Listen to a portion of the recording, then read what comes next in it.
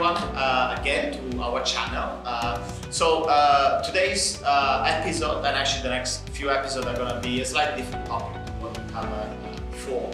So before we gave you an insight of people working at Cornerstone at different stages of their career, today we're actually going to talk about their business, right? So from starting to other aspects of decision making that we took and build the business to what it is today.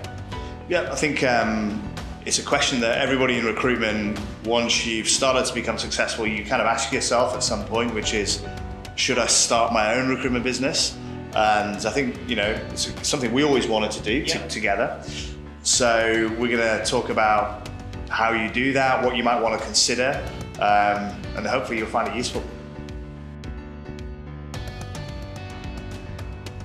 So the first topic is, why do you want to have your own recruitment business, right? I think personally the why is really important, because that will have a direct impact on the kind of business that you want to build eventually, right? In our case was the fact that we, I guess, reached a point in our career where I think we were ready to do it. Yeah. We had the right experience, we knew the market. We found a good partner to do it as well, which for us was really important. And also we were very clear on the kind of business that we wanted, right? I think you got to really put some thought into that, and it's okay thinking I'm going to start a recruitment business, but I think we always think there's kind of three types of businesses. One would be pretty much a lifestyle business where you're just running it yourself. You might not employ any staff, but you get the benefits of complete flexibility. The other is a boutique, a small recruitment business, which can also be extremely profitable. And I think the rarest one is you actually want to make a big business and scale it. And that's what we've chosen to do.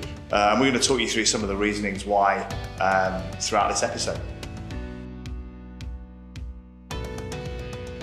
Making a business plan and pitching it. That it might seem easy actually, but sometimes to put thoughts, I think, around the kind of business you have into practice is a different story.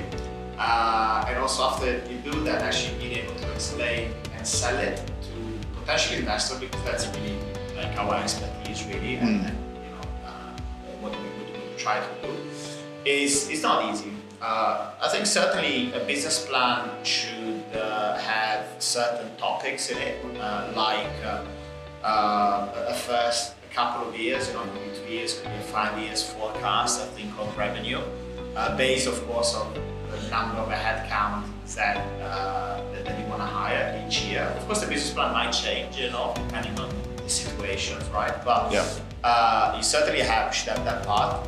But I think the most important part, it should certainly be cash flow, right? For any new business, cash flow is really the basics and the foundation of it.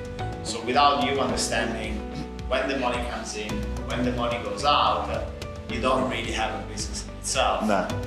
I think around that topic, around the cash flow topic, you really need to think about, which kind of commission structure you're gonna have, because that is gonna have a huge impact. Do you pay people on start to date, on cash in, which kind of terms of business you want to design for your clients? Are you a retained search business? Are you a contingency base? Are you an RPO? Do you have a hacking business, which is extremely difficult to do in this market? Also, I think your business plan should incorporate sort of your positioning in the market. I have a bit of a SWOT analysis. What are your strengths, what are your weaknesses, who are your competitors, what will be your unique selling point, when you compete against your competitors in the market. And the second part is after you have it, in our case, our business plan was not that long. I think it was maybe 10, 15 slides, I think. Something like that, yeah. The second part is pitching it. Right. How do you pitch it? Well, I think you've got to practice, obviously. Yeah. I think once you've got to know your business plan inside out. So Alex mentioned things like cash flow, which honestly, it's a unique concept to most people that are already working for an established company, because you don't really worry about the cash flow. You're probably targeted on billing, on profit maybe. So you might have an understanding of the P&L, but the cash flow is really important. You've got to properly be able to explain to potential investors how this business is going to be run, when the cash is going to come in, are you going to make a profit or loss in your first year? And I think the key is, of course, people are better at pitching than others and people have different styles, but the fundamental key is knowing that business plan inside out, knowing exactly where you are in the market. That's what's going to impress people the most. Do you really understand this? And in turn, that breeds the confidence that somebody may decide to back you in your venture. Yes, I think that, of course, again, you need to have a business plan. You can't certainly approach potential investors without, having something to say. You have, again, a clear idea when your investors are going to get their money back, because that's the end game, Ultimately, though, you can have the best, pitch in the world, but you ultimately sell yourself. Yeah. Right? So your track record, your personality, your chemistry, I think, with potential investors is absolutely it's crucial. Key to actually winning the pitch after you present. Okay, so actually finding investors and raising capital is a different story, obviously. I think, you've got to link this back to the type of business that you want. So if you want to be a lifestyle business, you don't need an investor. Quite frankly, you should be running this business on your own terms and enjoying the lifestyle that actually brings. I think if you want to have even a medium-sized business or eventually scale a business, then honestly getting an investor is absolutely crucial to that. And I think, we found it a really interesting journey. When we were searching for investment to start Cornerstone, we met people not just in Japan. In fact, nobody we met was in Japan. We flew to the UK, Europe, China, met lots of potential investors with a story to sell. And I think you've got to be prepared to really cast the net wide. For me, there's a few different types of investors that you want to consider. I think we've seen a lot of kind of off-the-shelf investment products recently, specifically for recruitment companies. I think there are even companies setting up now specifically to set up other recruitment businesses. That may be an option you consider, but there will be some restrictions with that in terms of the type of database you use, the level of control you have over the business, that kind of thing. So I think you need to think about that very carefully. The other type is a pure cash investor, which we met a couple of those, and can be very attractive if you have a good business plan and if you can sell yourselves effectively. It's definitely possible to raise capital from private investors, but depending on the chemistry and the relationship you have, those kind of investors tend to be much more black and white about the amount of money you're making and when you make it. The third type is investment from either a bank or an existing recruitment business or a combination of the two, which we managed to get, which I think is quite unique, but we'll tell you the story of that in this episode. But that's what really attracted us, that we kind of get the best of both worlds in terms of cash investment plus the infrastructure of being part of a bigger recruitment group, but still having the autonomy to run the business how we want to run it. So there are lots of things to consider. My advice would be, don't get immediately tempted by the kind of off-the-shelf recruitment investment products which are out there right now. I think if you shop around, if you travel around when COVID's finished to meet people, if you've got a good enough story and a good enough track record, people are going to be interested and you're going to have a lot of options on the table, which is what you want. Yeah, I think what we learned, from the journey, in our case, it was truly a journey because travel all over the world to schmooze this investor, I think. I think first of all, have an initial idea of which kind of investor what would be your ideal investor, right? And we landed with our ideal investor, but start with an ideal investor, but at the same time, meet everybody, right? Like try to meet as many people as you can. The more deals you have on the table, the more educated I think you become, especially if it's the first time you do it, like ourselves. We simply met pretty much everybody that was interested in hearing our story. Don't limit yourself to direct approach. We connected with again pretty much everybody, a lot of our personal network, but also use external parties to, connect us with the right people, especially in other countries. For us, it was we considered 3 countries to cater for investors: Japan, China, that happened from a personal connection in that case, and of course UK, because that's where most of the investors are still, I think. And I think when you get a few deals on the table, just put everything on the table. Of course you might start with a certain idea of how much money you want and how much equity you have, but if you find someone right, I think just put all your cards on the table and do a deal. That's kind of what we did. If you find, be ready to put everything on the table if you want to. The grind, the least sexy part of this episode. I think after you start, after you have that emotional peak and that celebration of what, I landed, I'm on my own, whichever own it is, lifestyle, big or big investment, big firm. You gotta start the business from scratch. Especially, I think for us was quite interesting, I would say, at the beginning, because we came from a beautiful 200 people office with a pool table. Amazing brand, amazing database. Also something that we built from scratch, our own. It kind of feels a bit like a baby. To another baby. A newborn baby. A newborn baby. In a shared office, a cubicle, no database, no calendar system.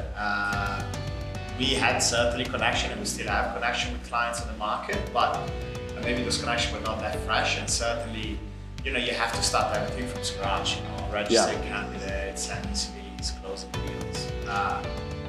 That's it. I think, it seems obvious and everybody says it, but I think you've just got to be prepared mentally to really, really grind, and it's probably a 2-year grind, especially if you want to build any kind of business of any size.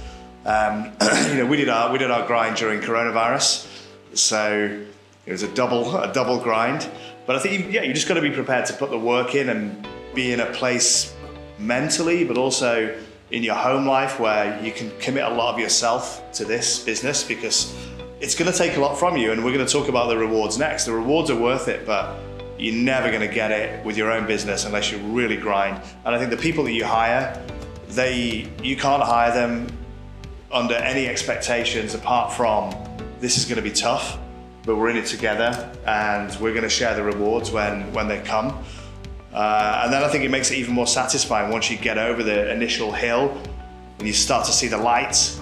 Then that's what you do it for. But get yourself mentally prepared.